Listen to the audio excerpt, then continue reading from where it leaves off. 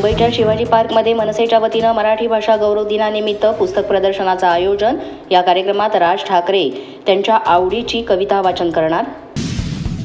नव्याने तयार करण्यात आलेल्या रवींद्र नाट्य मंदिराचा आज मुख्यमंत्री फडणवीस यांच्या हस्ते होणार उद्घाटन। या कार्यक्रमाला उपमुख्यमंत्री एकनाथ शिंदे तसंच अशोक पवारही राहणार उपस्थित।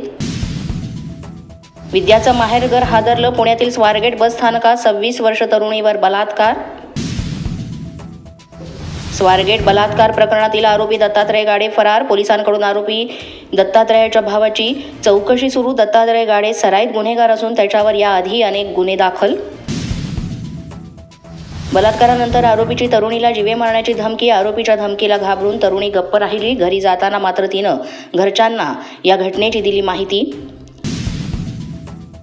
ठाण्यात 81 अनधिकृत शाळांवर कारवाई, 68 शाळांविरोधात गुन्हे दाखल।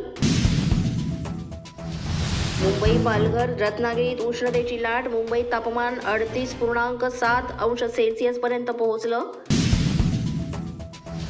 मुंबईत वाढती वीज मागणी पूर्ण करण्यासाठी टाटा पॉवर सज्ज, 4500 मेगावॅटची मागणी।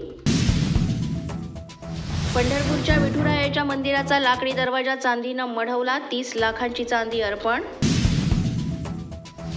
कोथरूडमध्ये पोस्टरचा गोंधळ, आमचं कोथरूड असं नव्हतं, मजकूर असलेले बॅनर झळकले। अशाच नवनवीन अपडेट्ससाठी आणि ताज्या बातम्यांसाठी पोलीस माझा न्यूज यूट्यूब चॅनल सबस्क्राईब करा। तसंच आमचं फेसबुक, इंस्टाग्राम आणि ट्विटर अकाउंट फॉलो करा।